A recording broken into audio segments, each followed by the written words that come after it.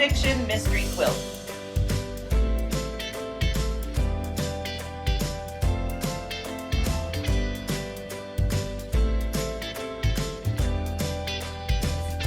Hi, I'm Linda Smith. And I'm Sue Ellen Jennings.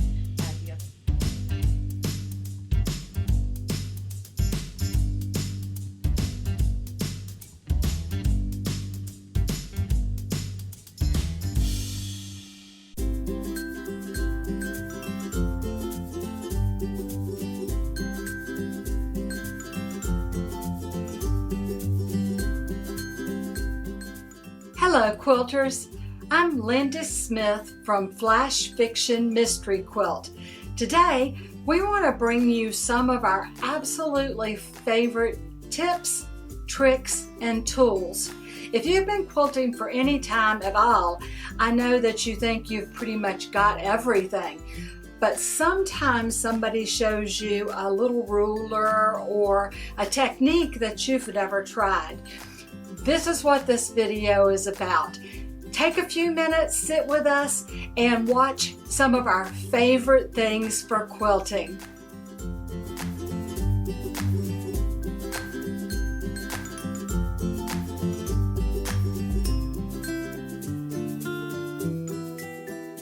Are you a self-taught quilter?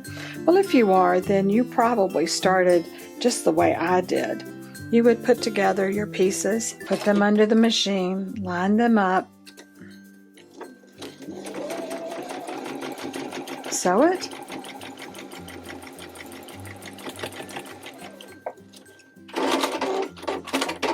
stop, and move on to your next piece. And there's absolutely nothing wrong with this method. It works really great for when you just have a few pieces to sew together. But what if your pattern called for a bunch of pieces? The stopping and starting every time you sew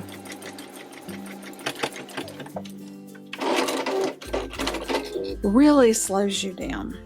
I'm going to show you what quilters call chain piecing. If you're a relatively new quilter, you probably don't know about this wonderful way of quilting. Does your pattern call for a bunch of the same thing over and over and over? Well, chain piecing is a wonderful tool. All you have to do is put your block pieces together and don't stop between pieces. And so watch, I haven't stopped, I haven't cut my thread. I am just going to put this next piece under, line it up, and continue sewing. And what that gives you is what they call a chain. And as you can see, they're all stuck together in a chain. If you are making a quilt with a bunch of repetitious pieces, like I am right now, this will save you so much time. No stopping and starting, except for to put your pieces together, obviously, and get them lined up properly. You simply just keep sewing.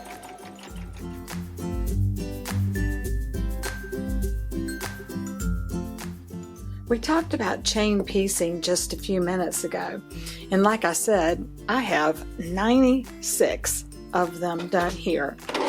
And I am going to cut my thread on my machine, and then my options are to just take a pair of regular little scissors that have auto bounce back and cut between each of these threads, which, as you can see, I'm challenged. My vision isn't that great anymore.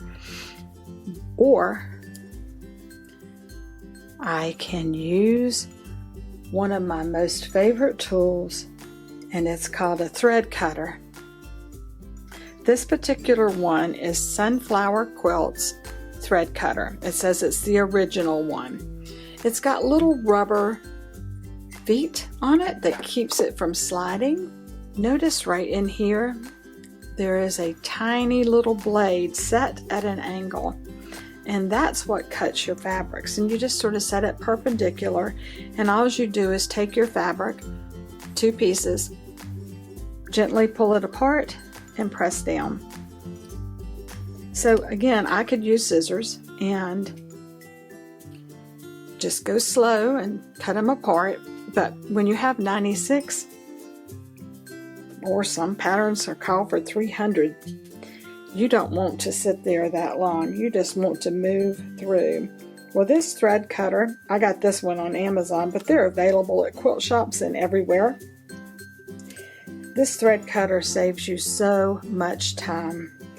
If you don't have one, it will be a purchase that you, after you buy it, you will go, how did I live without that? Fantastic little item. I don't even have to be careful with my fabric because that blade only cuts the thread. So look how fast I can speed through this with this thread cutter. They do make them in different designs. I've seen one that's shaped like a flower. Totally worth the little $12 investment.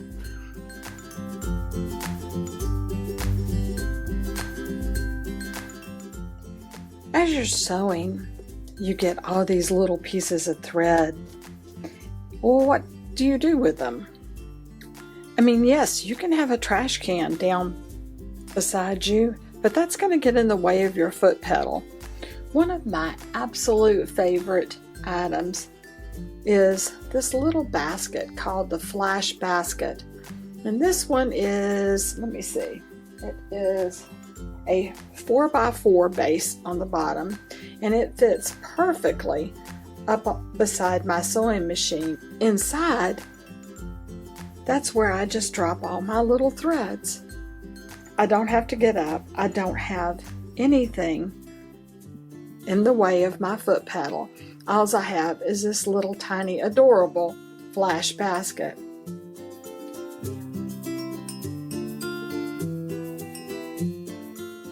So as you can see, here's my sewing machine, some tools that I like to keep right beside my machine, scissors, seam ripper, everybody's favorite, and there's my little Flash basket sitting back there.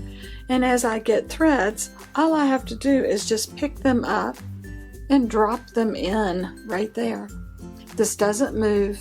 Even though my sewing machine will sometimes vibrate, it makes no difference. My little black basket stays right in place.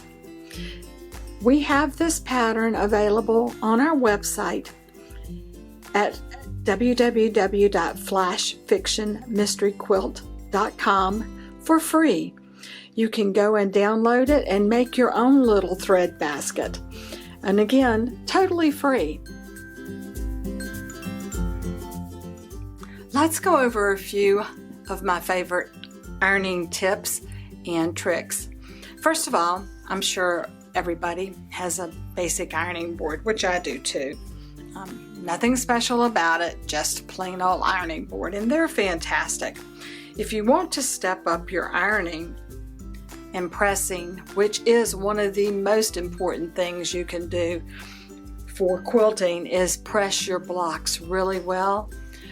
A wool pressing mat is the way to go, and I absolutely love mine.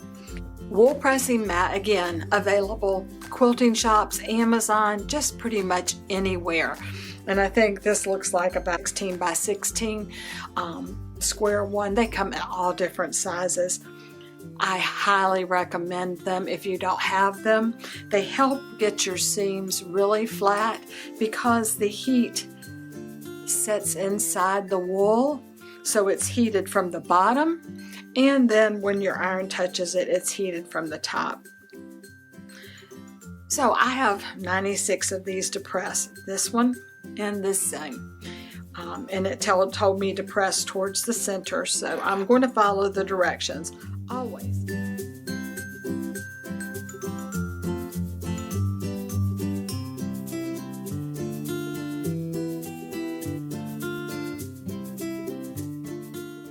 Always set your seam by pressing it real quickly, and then the quickest way to press these and get these heading in the right direction is just roll your iron over.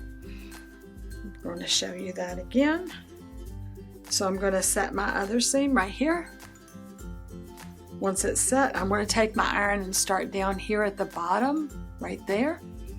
And I'm simply going to roll my iron over that seam that I want pressed towards the center. Again, set seam. Start at the beginning of the piece and roll my iron over. I hope that little tip and trick saves you plenty of pressing time. I know it sure has me.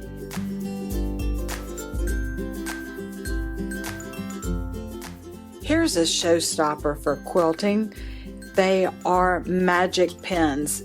If you've never heard of them, they come in different lengths. So they've got the 1.5 inch size and the I believe that's like a 2 inch size. These pins work so incredibly well. I don't know if you've ever struggled to put a pin in your fabric. So most quilters have pins like this, and these are magic pins. I'm going to try to do a demonstration. It's really hard to show online, but so regular quilter's pin. I'm going to try to push through. And that's what you normally get. I mean, I'm not even going through. Now finally it went through. That's the regular quilter's pin through a seam right there. And this is a magic pin. They are extraordinarily sharp. So now I'm going to do the same thing here. And it's through already. One tiny little push and it went through. If you don't have these, again, these can be bought at your local quilt shop, on Amazon. They are absolutely fantastic. The ends on these are heat resistant, so if you need to, you can iron over them. Highly recommend them. It is the only pins I use, and you just saw why. The two sizes I recommend having on hand are the patchwork pins, which are 1 7/8, and the quilting pins. They are 1 3/4. They run around $13 at your favorite store. All right, that's magic pins. Let's talk a minute about thread. A lot has changed in the thread industry over the years.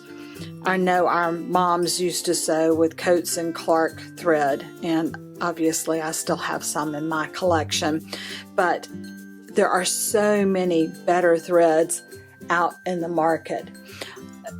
One of the newer ones out is the one that I prefer to use. Its counterpart is Glide, but I use Wonderfill thread, and on my top thread I use Invisifill. And this is for piecing. It is 100 weight thread, and it never shreds in my sewing machine. Let's see if I can show you a seam sewed with it. It is very, very strong, and because it's 100 weight, when I press my seams over, they virtually disappear. So here's one that's been pressed over. They're just as flat as they can be. The higher the number, the smaller the bump is going to be that from when you do your pressing. So in other words, if you have a 40 weight thread or a 60 weight thread, this is going to raise up to go over that thread. So I prefer to use the Invisifill thread by Wonderfill. Now, a lot of shops carry Wonderfill. It is available on Amazon. I personally just shop the Wonderfill store online and order it directly from there because my shop carries Glide, which is another really nice thread. I just prefer Wonderfill. when I am quilting, free motion quilting or straight line quilting, I use Wonderfil's confetti, and it is it's a 50 weight thread. And again, this is just beautiful thread. It is really strong. This is 100% cotton, double gassed. It does not give off lint like regular threads will because it is double gassed. This one is 100% cotton. The Invisifil is not. It does have some polyester in it. But as you saw, I iron over it. I have no problems. Again, the thread industry has changed a lot. These I recommend, if you haven't ever tried using a smaller weight thread to piece with, I think that you'll find that you really, really enjoy how flat your seams come out with a smaller weight thread. And their Invisifil, like I said, is 100 weight, so it is a very fine and very strong thread. I cannot break it, but it is so strong and so almost invisible, and it comes in a multitude of colors.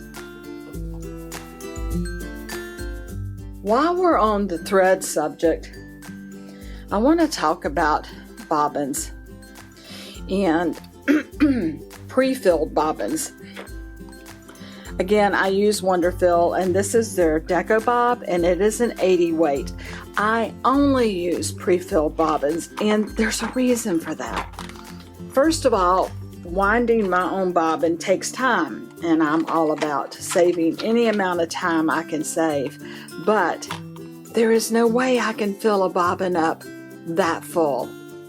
I mean, it is filled to the brink, to the very top. So in other words, I can sew way longer with a pre-filled bobbin with the Wonderfil Deco Bob bobbins and not have to change a bobbin. I can sew, forever, because it gets it so much fuller than what I'm able to do when I'm, winding my own bobbins. Now, occasionally there are times, like when I'm quilting, I do want a special color, and I don't want to buy a whole pack of bobbins in that special color.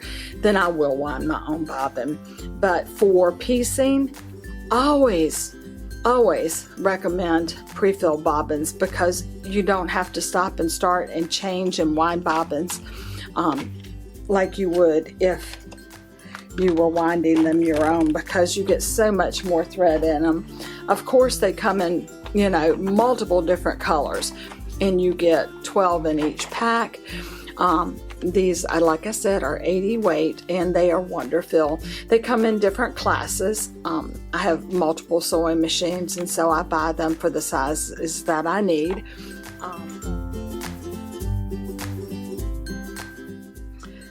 Let's talk about everybody's favorite piece of quilting equipment, the seam ripper. So I know everybody has one, and I'm sure that everybody knows the basic way of seam ripping, which is to just sort of stick your point of your seam ripper in each little stitch and cut it. Well, did you know that there's an easier way than doing one and another and another? You simply pop loose your top couple of stitches up here, and once you have them popped open, then you have a space that looks like this. And then all we are going to do, we're going to take our seam ripper with a little ball facing outwards, or in other words towards your seam, and you're going to go down inside the seam right on your stitches. And can you make out the little ball in there? There's a tiny little bump. There it is. Once you have it placed on there, then you are simply going to put your thumb and forefinger over it, and you're going to press down.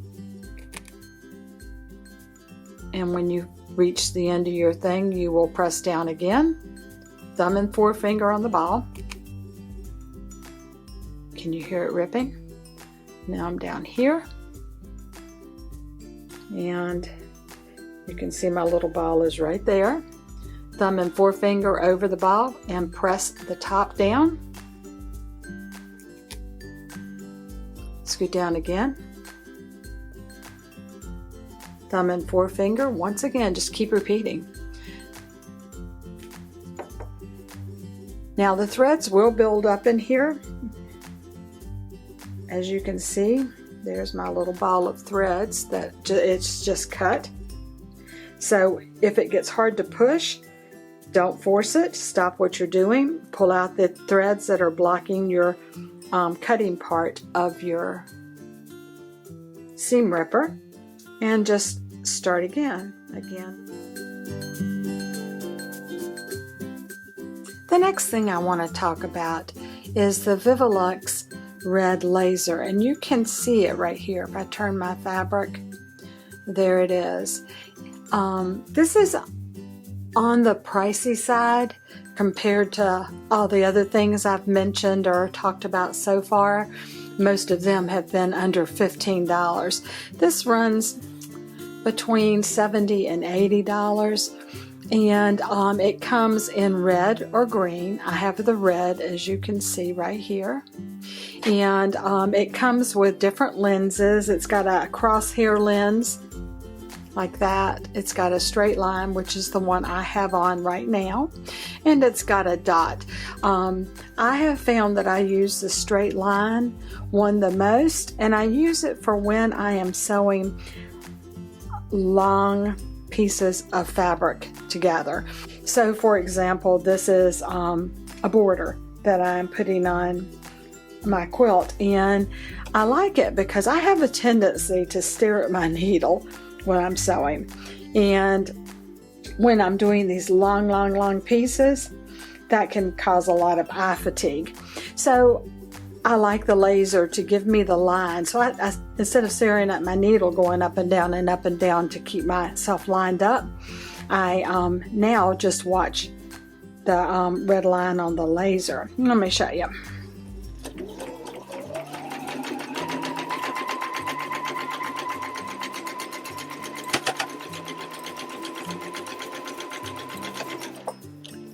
So I know as long as I am staying on that line, that that I'm lined up with the side of the plate where I want to be lined up, and so I can sew. I mean, I'm not a fast sewer anyway, but I can sew faster like this because I'm sure that I'm staying lined up, whereas otherwise I stare at my needle and the side of the fabric. Here I only have to stare at my red line. But if you're looking for a good option for something to help your straight line sewing, the Vivolux laser, it is rechargeable, and so you don't have to have batteries for it. And let me show you where I've got mine. It comes with Velcro, and so I've just Velcroed it to the top of my machine when I'm not using it. This little bar right there is bendable, and it stays in place once you set it in place. As you can see, there's where the light comes out of. So I just move it to wherever my edge is that I'm trying to keep a straight line on. So yeah, the Vivolux laser, red or green, and helps straight line sewing. With the advent of the new softer cotton fabrics, you may have noticed that your quilt blocks don't stay as square and fray more. To help with this, we recommend using Best Press to spray and iron all your fabrics before you cut them and sew with them, and or Magic Premium Quilting and Crafting Spray. Both of these will do the same thing, and so do both sides of your fabric and just spray them. Give the Best Press or the Magic Quilting and Crafting Spray time to soak in, and then press. This will give this soft fabric more body and make it doesn't pre-shrink it, but it does help with the fraying and with your fabric changing shape as you sew and iron. This tip will save you so much time and frustration as you quilt.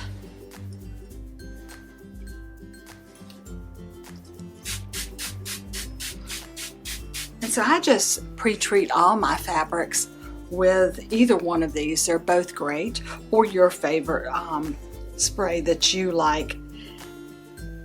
Just pre-treat these soft fabrics and you'll get a much better block and easier to sew. And again, be sure to do both sides, not just one side. You don't want half your fabric being treated and the other half not, because obviously the spray is not going to go through to the other side unless you actually flip it over and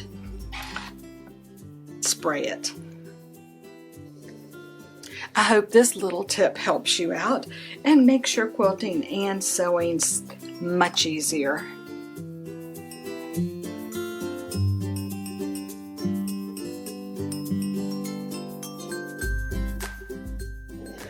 Let's go through the last few of my favorite items. The Alpha 45mm ergonomic rotary cutter is one of my absolute favorites. Its blade is retracted by pressing on the handle. So no matter when I set it down, it's always safe. I can touch it up here. It doesn't matter because I don't have the handle engaged. I've used a lot of different rotary cutters, but this one by far is my favorite. It can be left or right. It doesn't matter. It is just always safe. It retracts the blade every time.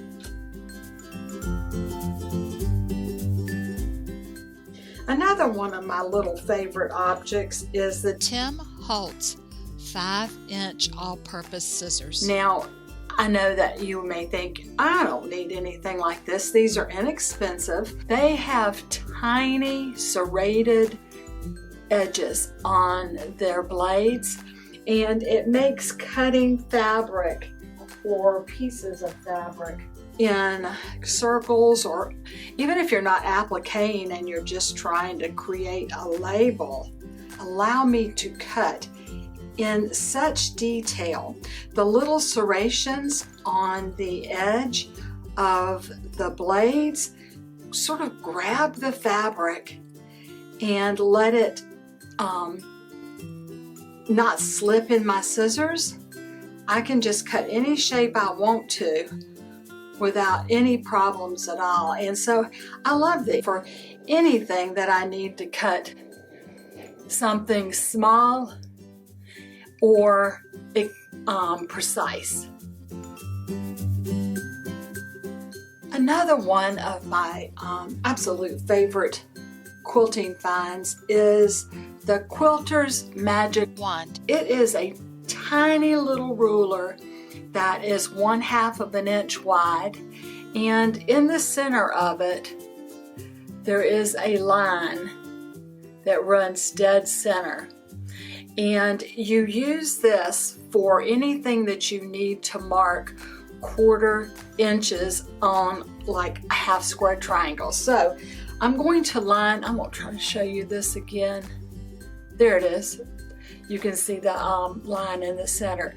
I'm going to line that line up in this center of this diagonal, and then I am going to mark to the left and to the right of my fabric square. What this does is, normally when you have to make HSTs, you draw a line in the center and then you sew 1/4 of an inch to the left and to the right. Well, with this, you have actual lines to sew on. So instead of sewing 1/4 inch to the left and to the right of this, I'm going to sew straight down these lines, and I know that I have my 1/4 inch to the left and to the right of it. So isn't that fantastic? This also is a very inexpensive little tool, and again, it's called the Quilter's Magic Wand, and it's a Studio 180 design, and I absolutely love it for any time I have to mark down the center of any square, because I know that I just sew on my lines rather than trying to guess where my 1/4 inch is if I've marked in the center.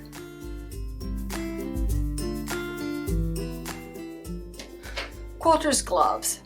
Mine are well used, and the little tips on them have picked up ink from fabric that I have sewn. But whenever you're working with a large piece of fabric, or the end you're working on towards the end of your quilt and you are adding borders, these tips on Quilter's gloves are rubberized, and so they grab the fabric and it will not slip out of your hands. So if you're pushing it through the machine, you are getting a really good grip, and the fabric doesn't just go slip out of your fingers. So these are Quilter's gloves, and if you don't have a pair, they're also very inexpensive, I don't know, around 10 bucks. And I use them all the time when I get to the bigger sizes of fabric going through my machine, or for free motion quilting. They help give you really good control over your fabric. Last on my list is Pigma pens. The Micron pens, and they are permanent.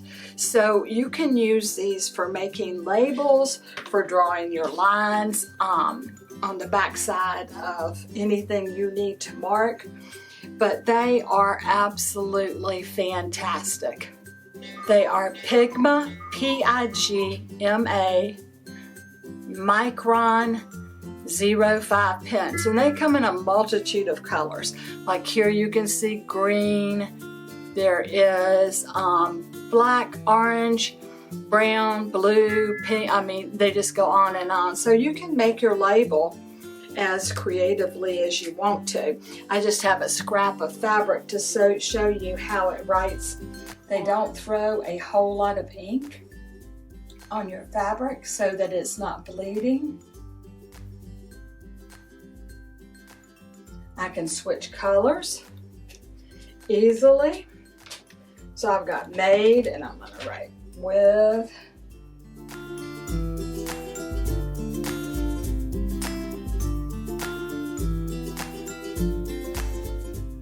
As you can see, it's actually almost exactly like writing on paper. The pens don't bleed. They just write this. It would be really nice if I could write. They just write beautiful letters with a tiny little thin line. They set and will not fade away with washings. I've used these many times for many labels. You can get as creative as you want to and draw anything you want to.